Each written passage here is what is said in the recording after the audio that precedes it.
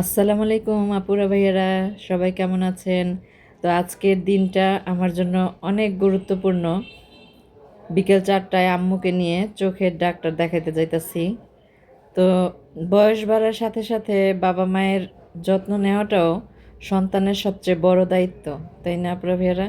তো আজকের পুরো দিনটা পুরো বিকেলটা আপনাদের সঙ্গে শেয়ার করব, তাই ভিডিওটা শেষ পর্যন্ত দেখবেন। আর এখনও যারা আমার চ্যানেলটাকে সাবস্ক্রাইব করেন নাই, সাবস্ক্রাইব করে লাইক দিয়ে আমার ভিডিওটা দেখা শুরু করবেন আপুরা ভাইয়ারা। তো আমাদের বাসার কাছেই ডাক্তারের চেম্বার, তাই হেঁটেই যাচ্ছি। বাইরে প্রচণ্ড রোদ, কিন্তু কাছেই বলে হাঁটতে সমস্যা হবে না ভাবছিলাম। আম্মুর কোমরে অনেক ব্যথা, তাই খুব আস্তে আস্তে হাঁটতেছি। এখন আর তাড়াহুড়া করা যায় না, প্রতিটা পদক্ষেপে খেয়াল রাখতে হয় যেন আম্মু কষ্ট না পায়। একটা সময় ছিল ছোটবেলায় আমি আম্মুর হাত ধরে হাঁটতাম, আজ আমি আম্মুর হাত ধরে নিয়ে যাচ্ছি। সময় সত্যি অনেক কিছু বদলে যায় আপুরা ভাইয়ারা। তো আমাদেরকে বলছিল কি ডক্টর, গতকালকে যে চোখ দেখাইছিলাম, তো ওনার কাছে যে জিনিসটা দিয়ে চোখ পরীক্ষা করবে ওইটা ছিল না। তো বলছে ওনার বাসায় যেতে, ওনার বাসার নিচে আবার ওনার চেম্বার। তো আমরা এখন ওনার বাসাতেই যাচ্ছি। তো ভয় লাগতেছে যে চোখটা পরীক্ষা করে কি যেন বলে, চোখ দিয়ে না পানি পড়তো আর হচ্ছে চোখ চুলকাইতো। তো এমন একটা কথা ডক্টর বলছেন যেটার জন্য আমি কখনোই প্রস্তুত ছিলাম না, জানেন আপুরা ভাইরা। তো আমার মায়ের জন্য আমার খুব খারাপ লাগে, খুব কষ্ট লাগে, কারণ আমার মার জন্য আমি আজকে এই পর্যন্ত আসছি। আমার মা ছাড়া আমার আর কেউ নাই, এই পৃথিবীতে কেউ নাই। তো ডক্টর চেম্বারে পৌঁছায় গেলাম, কিছুক্ষণ অপেক্ষা করার পর মানে ডক্টর এসে নিজেই গেট খুললেন। ওনার বাসায় চেম্বার, তো তো ফোন করছিলাম, ফোন করার পরে উনি নিচে নেমে এসে গেট, আমরা ভিতরে ঢুকলাম। তো ডক্টর খুব ভালোভাবে চোখ পরীক্ষা করলেন, তারপর বললেন চোখের ভিতরের যে নালি আছে সেটা ব্লক হয়ে গেছে। আলহামদুলিল্লাহ সেটাই সঙ্গে সঙ্গে খুলে দিছেন, চোখের নালির সেই ব্লকটা খুলে দিছেন। এরপর একটা আই ড্রপ লিখে দিলেন, বললেন প্রতি 4 ঘন্টা পর পর দুই চোখেই 1 ফোঁটা করে দিতে, 1 ফোঁটা 1 ফোঁটা করে। আরও বললেন চোখে ছানি পড়া শুরু করছে, নতুন চশমার পাওয়ারও লিখে দিলেন। 3 মাস পর আবার চেক আপ করতে যাইতে হবে। তো বয়স বাড়লে শরীরের বিভিন্ন সমস্যা আসেই, তখন সবচেয়ে বেশি প্রয়োজন হয় পরিবারের মানুষের পাশে থাকা, তাই না পরে ভাইয়ারা? তো ডক্টরের সাথে অনেকক্ষণ কথা বললাম, উনি আবার সব কিছু ভালোভাবে বুঝাই বলেন। ভালো, ডক্টরটা খুবই ভালো। তো চেম্বার থেকে বের হওয়ার পর আমি যাব হচ্ছে বিডিআর বাজার। তো আম্মুকে বললাম যে আম্মু, আর আমি তো এর আগের ব্লগেও বলছি যে আপুরা ভাইয়ারা, আমি যখন বের হই 3-4টা কাজ হাতে নিয়ে বের হই, কারণ আমি সবসময় বের হইতে পারি না। বাসায় আম্মুকেও দেখতে হয়, আবার আমার বোনকেও দেখতে হয়, আর আমার ভাইয়ের বউটা তো স্কুলে চলে যায়, ওরও তো একটা নিজের একটা দায়িত্ব আছে, তাই না? ওর ছেলের প্রতি ওরও যে যার যার জায়গা থেকে দায়িত্ব পালন করতেছি আর কি। তো আম্মুকে বললাম যে আম্মু তুমি বাসায় চলে যাও, আমি বিডিআর বাজার যাই। তো আম্মু কী করছে জানেন নাকি, আমাকে বলতেছে এইখান থেকে আমি অটোতে ওঠার জন্য, কিন্তু আম্মুরে কিভাবে আমি একা ছাড়ি বলেন তো? এরম একটা রাস্তা, আরও হাঁটতে পারে না, গাড়ি হরদম আসা যাওয়া করতেছে। তো আম্মু কোনো কথাই শুনতে চায় না, বারবার বলতেছে আমারে আমি অটোতে উঠা আমি আগে যাইতাম, আম্মু বাসায় নিজেই হাইটা যাইতে পারবো। তা আমি কি পারি এই কাজটা করতে? তো আমি আম্মুরে হাত ধইরা আম্মুকে রাস্তাটা পার করে দিলাম, পার করে দিতেছি আর মনে মনে ভাবতেছি যে চোখের যে ছানি পড়ছে এটার তো মানে কিছুদিন পরে অপারেশন করাতে হবে না। তো ডক্টর বলছেন যে সমস্যা নাই, চোখের ছানি অপারেশন তেমন একটা মেজর কিছু না। তো আম্মু যতক্ষণ না গেল আমি দাঁড়ায় আছি। আম্মুকে রাস্তা পার করে আমি এই রাস্তার আবার এই পাশে চলে আসলাম। তো সামনে পরিচিত একজনের সঙ্গে দেখা হয়েছিল। তো যাই হোক, আমি আম্মুর জন্য, আম্মু যত দূর গেল আমি দাঁড়ায় রয়েছি, আমি কোনো রিক্সা নিই নেই, দাঁড়াই রয়েছি যে আম্মু গেলে পরে আমি রিক্সায় উঠবো বাসায় গেলে। তো সামনে একটা রিক্সা পেয়ে গেলাম, রিক্সাও যাইতে চায় না, ভাবে কি অনেক জ্যাম। কিন্তু তখন তো বিকেলবেলা, রাস্তায় জ্যামটা একটু কমই থাকে। রাস্তায় বের হয়ে দেখলাম যে জ্যাম কম, কিন্তু প্রচুর রৌদ্র, প্রচুর রৌদ্র। তো বাসা থেকে বলে দিছে আমাকে শুটকি নিতে, ফুচকা নিতে, আরও কিছু নিতে। আজকে নাকি সবাই আমরা খাবো, কি বলে, কলকাতার পানিপুরি খাবো, কলকাতার পানিপুরি বানাবো বাসায়। তো আলহামদুলিল্লাহ একটা রিক্সা পেয়ে গেলাম, আম্মু বাসায় চলে গেল। তো আমি এখন বিডিআর বাজার যাব। তো আমি আগে ওনাকে তো রাস্তা পার করে দিলামই, তারপর যতক্ষণ আম্মু নিরাপদে বাসার ভিতরে ঢুকলেন ততক্ষণ দাঁড়িয়ে থাকলাম। সেই মুহূর্তে হঠাৎ একটা কথা মনে হইলো, একটা সময় ছিল আমরা সবাই আম্মুর উপর ভরসা করে করে চলতাম। ছোটোবেলায় কোনো ভয় ছিল না, কারণ জানতাম আম্মু পাশে আসছে। আর আজ দেখেন, আজ আম্মু আমাদের ভরসায় হাঁটেন। জীবন সত্যি কত দ্রুত বদলায় যায়, তাই না? তাই যতদিন বাবা মা পাশে আছেন তাদের তাদের সময় দিন, ভালোবাসুন, যত্ন নিন। পরে কিন্তু আফসোস করলেও সেই সময় আর ফিরে আসবে না আপুরা ভাইয়ারা। এরপর আমি বিডিআর বাজার চলে এলাম রিক্সা করে। তো আজকে প্রয়োজনীয় জিনিস কিনলাম, চাপা শুটকি কিনলাম। আমার বোন বারবার বলে দিচ্ছে চাপা শুটকি নিতে, ও আবার শুটকি ছাড়া খাইতে পারে না।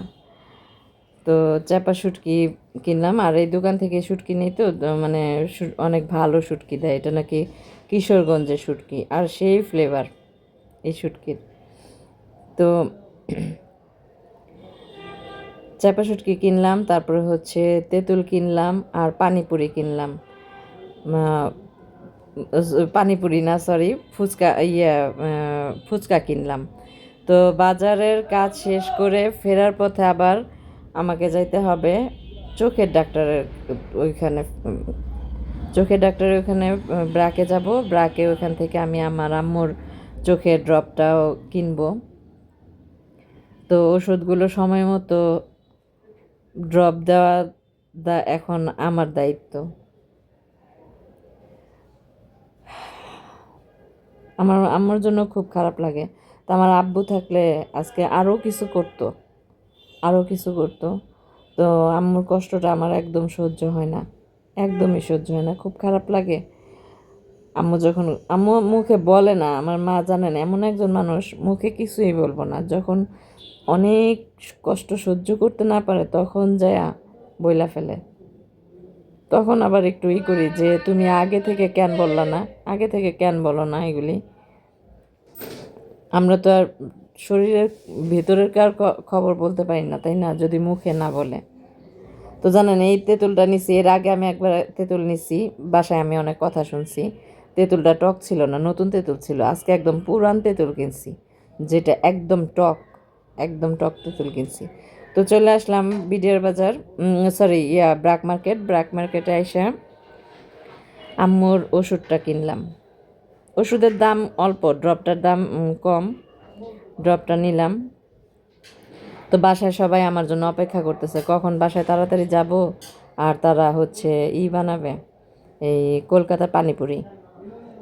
কলকাতার পানিপুরি বানাইতে আবার ধনিয়া পাতা, পুদিনা পাতা এগুলিও লাগে, এগুলোও কিনছি, সব কিনছি। কিনে তারপরে হচ্ছে এখন বাসার দিকে রওনা দিতেছি, বাসার দিকে রওনা দিতেছি, রিক্সার জন্য অপেক্ষা করতেছি। তো আল্লাহর রহম রিক্সাটা পেয়ে গেলাম। আর এই টাইমটায় বের হলে, 4টার দিকে বের হলে না, জ্যামও কম থাকে, একদম জ্যাম কম থাকে।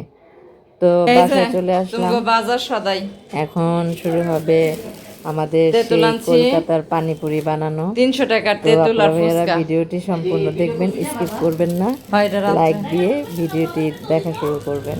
হ্যাঁ টক, আমি কিছু টকটা 300 দিবেন, টাকা কেজি পুরানটাই নিচ্ছে টক। ফুচকা, 380 টাকা কেজি। 300 টাকার আজকে অনেক টাকার বাজার আর করলাম, তোমার ওষুধ নিচ্ছে অনেক 130 টাকা। তবেরা আজকে এখন আমরা সন্ধ্যার সময় হলো চটপটি খাবো। দেখেন আমার ভাইয়ের বউ সব রেডি করছে আজকে। এখানে হচ্ছে ইন্ডিয়ান চটপটি, এটা হচ্ছে পানিপুরি না, পানিপুরি খাবো। এটা হচ্ছে ধনিয়া পাতা নিলাম, পুদিনা পাতা নিলাম, তারপর হচ্ছে লেবু, আর হচ্ছে যে দেখেন বোম্বা মরিচ দিয়ে খাবো আজকে। আর হচ্ছে সাথে শুকনা মরিচ নিয়ে নিছি। এখানে হচ্ছে আছে বিট লবণ নিলাম। এই যে তেঁতুলের টকটাও খুব মজা করে বানায়। তবে আমার ভাইয়ের বউয়ের একটা গুণ আছে ভালো, সে এই তেঁতুলের টকটা খুব না না মানে খুব মজা। একদিন একটু মিষ্টি বানায় ফেলাইছিল, চিনি দিয়ে ফেলাইছিল বেশি না ও। তবে হ্যাঁ, ওই দিনের তেঁতুলটা হয়েছিল কি নতুন তেঁতুল ছিল, তেঁতুলটা নতুন তেঁতুল আবার টক থাকে না। আজকে একদম পুরান তেঁতুল আনছি। আমি বলছি যে এটা টক তেঁতুল হয় ওইটা দিবেন, যদি মিষ্টি তেঁতুল দিচ্ছেন তাহলে আমি আবার ফেরত দিব। ধনিয়া পাতাটা দিয়ে দিন, আরেকটু পানি দিলে ভালো তো।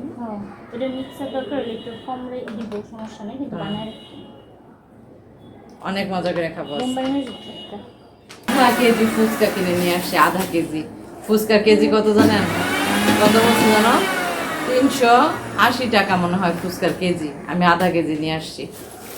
আর তেঁতুল আনছি। এই বানানোর মশলার যে কি সুন্দর ফ্লেভার, এই যে এই মশলাটা দিয়ে চটপটি খাইতে সেই লাগবে। কি একটা ফ্লেভার যে বের হইছে, পুদিনা পাতা, ধনিয়া পাতা আর হচ্ছে বোম্বা মরিচের। ইস, এই যে দেখেন এখন তেঁতুল মিলাইতেছে, তেঁতুলের পানিটা আগে বের করতেছে। ইস, তেঁতুল দেখেই তো মানে জিভে পানি এসে পড়ে গো। তেঁতুল পুরি তো এই যে এমনি ফুচকা টকের যেমন একটা ভারী ভারী ভাব থাকে ওইরকম না, একটু পাতলা পাতলা হবে এটা। এই টকটা হচ্ছে তেঁতুলের মারটা বের করা হয়েছে একদম ইন্ডিয়ান স্টাইলে। ইন্ডিয়ানরা যেভাবে পানিপুরিটা বানায় সেম সেইভাবে আমরা বানাচ্ছি আজকে। ইনশাল্লাহ হয়ে যাবে, চেষ্টা করলে এমন কিছু নাই যে হয় না। আয় তুই খাবি পানিপুরি খাবি? এটা একটু মিক্স করে দেখতে হবে, একটু একটু করে মানে পুদিনা পাতার মশলাটা যে লাগলে আবার দেওয়া যাবে। পানি দিব তাহলে। আর চিনি, এই যে চিনির পরিমাণটা একটু কমই দেওয়া হয়েছে, লাগলে পরে আবার দেওয়া যাবে সব কিছু। এখন এটাকে দেও লারা। লাগবে হচ্ছে চামচ মতো দিলাম। কি হয়েছে? এই যে এটা বানানোর জন্য আমার মেডেল দেন এখন। খাইবো তুমি দিন কষ্ট। এত মজা হয়েছে টকটা। দেখাইবো। এর মধ্যে দিয়ে দিলাম হচ্ছে বুট, আগে টেস্ট করে নেই আমরা দুইজনে। তারপরে হচ্ছে টক, ও সেই বিসমিল্লাহ। টকের মধ্যে একটু চিনি দাও নাকি? অসাধারণ হয়েছে। মানে খাইলে কিন্তু এটা খুব কলকাতার পানিপুরি, আর পানিপুরিটা খাই।